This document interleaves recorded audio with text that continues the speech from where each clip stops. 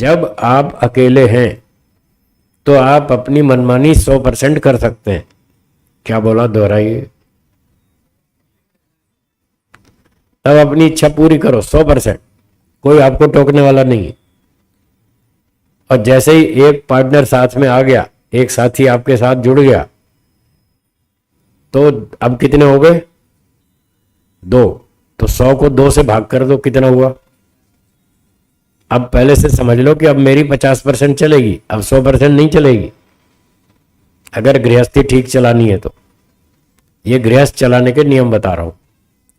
शांति से बढ़िया गृहस्थ चलाना हो तो जितने लोग हैं परिवार में उतनी संख्या से 100 को भाग कर दो। शादी हो गई तो पति पत्नी 2 हो गए, अब 100 को 2 से भाग करो, कितना आया?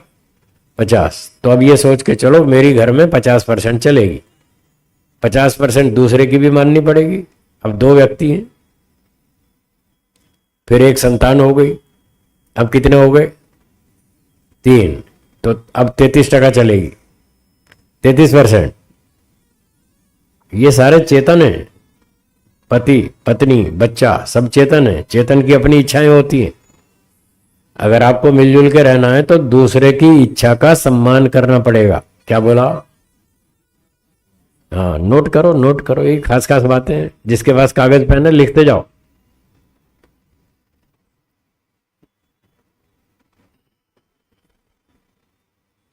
तो जो चेतन व्यक्ति है सामने, उसकी अपनी इच्छाएं हैं। यदि वो अलग रहता है, आप अलग रहते हैं, तो ठीक है, तो 100% अपनी मनमानी करो। और अगर इकट्ठे रहते हैं तो फिर 100 को उतने से भाग कर दो। एक संतान आ गई, 3 हो गए, तो अब पति को यह सोचना चाहिए मेरी अब घर में 33% चलेगी, 33%। पत्नी को भी यही सोचना चाहिए कि मेरी भी 33, और बच्चा है, ये भी इसकी अपनी इच्छाएं हैं, इसके अपने नखरे हैं। जिनके बच्चे उनको पूछ लो।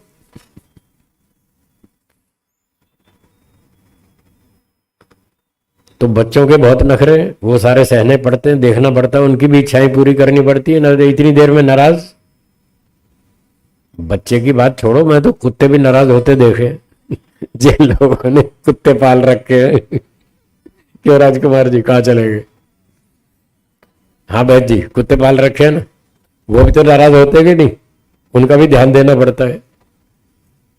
आपने कुत्ते की इच्छा पूरी नहीं की, वो भी नाराज हो गई, वो मुंह सुझा के बैठ जाता है, उसको भी मनाना पड़ता है। फिर वो चेतन है, उसकी भी इच्छाएं हैं, आपको उसके साथ रहना है, उसको अपने साथ रखना है, तो उस पर भी ध्यान देना पड़ता है।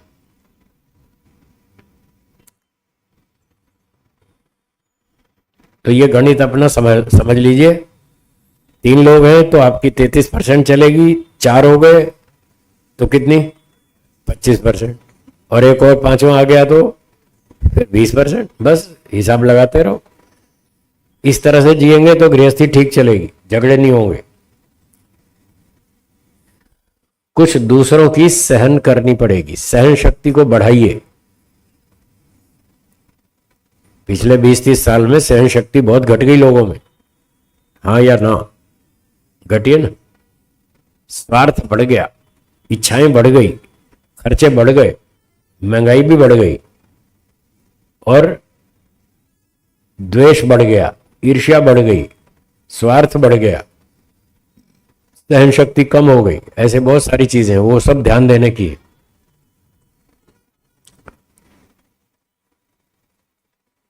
तो गृहस्थ के नियम है कि एक दूसरे की इच्छाओं का सम्मान करें, अपनी मनमानी नहीं करें। पति हो या पत्नी, दोनों अपनी मनमानी मत करो। जिस बात पर आपका मतभेद है, डिस्प्यूट है, उसको पेंडिंग रखो, विचार करेंगे, बैठकर डिस्कस करो, एक दूसरे को समझाओ, कन्विंस करो कि मैं जो ये चाहता हूं क्यों चाहता हूं, इसमें क्या फायदा है।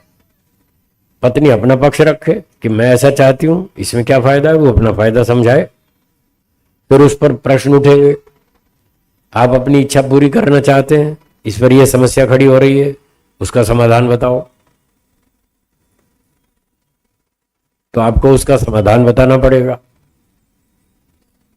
अगर वो युक्ति युक्त है, उस समस्या का समाधान आप ठीक कर देंगे, प्रमाण तर्क से कर देंगे, तो फिर ठीक है, फिर आपकी बात वो समझ जाएगा दूसरा व्यक्ति और मान लेगा।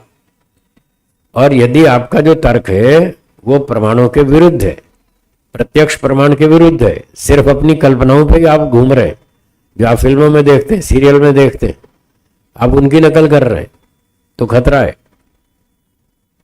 फिर आप बुद्धिमत्ता से, प्रमाणों से नहीं समझा पाएंगे, और जब तक दूसरा पार्टनर समझेगा नहीं तब तक वो स्वीकार नहीं करेगा।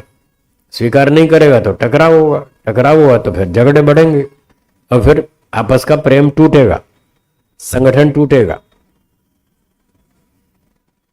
आप परिवार में रहते हैं, हम समाज में रहते हैं, हम कोई अकेले थोड़ी रहते हैं जंगल में, हम भी 10-20 लोगों के साथ रहते हैं मिलके, तो नियम तो हम पर भी वही लागू होते हैं जो आप पर लागू होते हैं। क्यों लालचंद जी, समझ में आ रही है ना बात? आप भी अकेले नहीं रहते, हम भी अकेले नहीं रहते, आप भी परिवार में 5-10 लोग, 2-4 लोग, 6 लोग मिलकर रहते हैं, हम भी 6 मिलकर रहते हैं। आप 6-8 लोग रहते हैं, हम 12-15 रहते हैं, 20 लोग रहते हैं, तो हम भी तो समाज में रहते हैं, हम भी ऐसे ही करते हैं। जो हमारा व्यक्तिगत इच्छा है वो हम अकेले में पूरी करते हैं, और जब 2 व्यक्ति सामने होते हैं तो समाज का नियम पालन करना पड़ता है।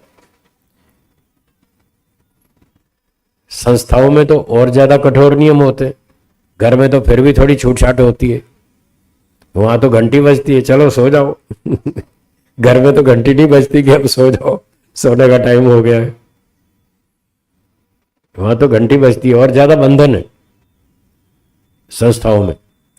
घर में तो छूट है, कोई 10 बजे सो रहा है, कोई 10:30 सो रहा है, कोई 11 बजे भी सो रहा है, कोई 5 बजे उठ रहा है, कोई 6 बजे उठ रहा है, कोई 6:30 उठ रहा है, तो वहां इतनी सख्ती नहीं होती है घर में, वैसे होनी चाहिए होनी तो चाहिए ना। अगर उन्नति करनी है तो नियमों का पालन करना होगा। दोहराइए, क्या बोला? अगर आप सुखी होना चाहते हैं, सुख को बढ़ाना चाहते हैं, तो कुछ नियमों में बंध कर चलना होगा, उन नियमों का पालन करना होगा, तो आपका सुख बढ़ेगा। और कोई नियम ही नहीं है, जब मर्जी खा रहे हैं, जब मर्जी सो रहे हैं, जो मर्जी खा रहे हैं, कोई रोक टोक नहीं, कोई संयम नहीं, कोई हिसाब नहीं, कोई किताब नहीं, तो फिर सुख नहीं बढ़ेगा, फिर दुख बढ़ेगा, रोगी होंगे, नियमों को तोड़ेंगे। नियम बहुत बना रखे हैं लोगों ने, early to bed, early to rise makes a man healthy wealthy and wise, बचपन से सिखा देते पर पालन नहीं करते बुढ़ापे तक पालन नहीं करते। जवान लोग तो खास तौर से आजकल वेस्टर्न कल्चर के पीछे चल रहे हैं। वेस्टर्न कल्चर वाले भी बहुत सारे काम बुद्धिमत्ता से करते हैं, कहीं कहीं बदतमीजी भी करते हैं, पर बहुत जगह पर वो बुद्धिमत्ता से भी काम करते हैं। तो अपने लोग बस अंधाधुंध उनकी नकल करते हैं, जो अच्छे बुद्धिमत्ता के काम है उसकी नकल कम करते हैं, और जो फालतू के चीजें हानिकारक है उसकी नकल ज्यादा करते हैं। आप रेडियो देखो, टीवी देखो, चलो रेडियो में तो दिखता नहीं है, टीवी देखो, टीवी में तो जितनी भी वो फैशनबाजी आती है सब उन्हीं की नकल है। बड़ी बड़ी ब्रांडेड कंपनियां, ब्रांडेड कपड़े, वो क्या कपड़े वो तो आप जानते हो कि मुझे वो कंपनियों के नाम नहीं मालूम। कभी कभी रोड पे चलते चलते वो शोरूम दिखते हैं और उनके नाम भी बड़े अजीब से होते हैं। क्या है वो, जाडे ब्लू या जडे ब्लू, जेड ब्लू, अब उच्चारण भी नहीं, अजीब अजीब है सबके, कोई जेड ब्लू है, कोई कैसा है। तो मतलब वो ब्रांडेड कपड़े खरीदो, कोई आपत्ति नहीं है, पर गृहस्थ के नियमों का पालन तो करो। वो कपड़े आपको उतना सुख नहीं देंगे, जेड ब्लू वाले कपड़े ज्यादा सुख नहीं देंगे, जो नियम पालन करने पर सुख मिलेगा। तो नियमों को समझें, उन नियमों का पालन करें। नियम क्या है? एक दूसरे की इच्छाओं का सम्मान करें, अपमान नहीं करें, दूसरे को छोटा नहीं समझे।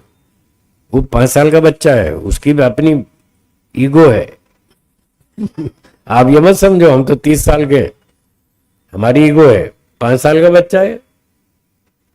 उसकी अपनी ईगो है, वो भी अपनी ईगो पूरी करता है, उसकी अपनी अक्कड़ है। इसलिए कह रहा हूं सबकी इच्छाओं का सम्मान करें, वो जो चाहता है उसके हिसाब से, उसकी उम्र के हिसाब से उसकी बात भी सुननी चाहिए। अगर वो आपसे संतुष्ट नहीं है, आपके व्यवहार से खुश नहीं है, तो फिर आपको भी सुख नहीं बढ़ेगा, आपके घर में शांति नहीं होगी, प्रेम नहीं होगा, संगठन नहीं होगा, आनंद नहीं होगा। सबके साथ चलना है, मिल करके चलना है, सामाजिक नियम में परतंत्र रहना चाहिए, व्यक्तिगत नियम में स्वतंत्र रहें। महर्षि दयानंद जी ने 10वां नियम लिख रखा है आर्य समाज का, वो इसीलिए लिखा है। व्यक्तिगत कार्य में आप स्वतंत्र हैं, पर जब सामाजिक है तो फिर आप परतंत्र हैं, फिर सबको ध्यान में रख के चलना। तो जहां कहीं मतभेद हो वहां पर झगड़ा नहीं करना, उस बात पर चर्चा करनी है, डिस्कस करना है, कन्विंस करना है एक दूसरे को। जब तक दोनों व्यक्ति एक मत न हो जाएं, तब तक उस काम को नहीं करना, उसको पेंडिंग रखो। जब आगे देखेंगे और चर्चा करेंगे, जब एक विचार बनेगा तब उस काम को करेंगे। तो अपनी मनमानी नहीं करनी, ये सबसे बड़ी बात है गृहस्थ को ठीक रखने की।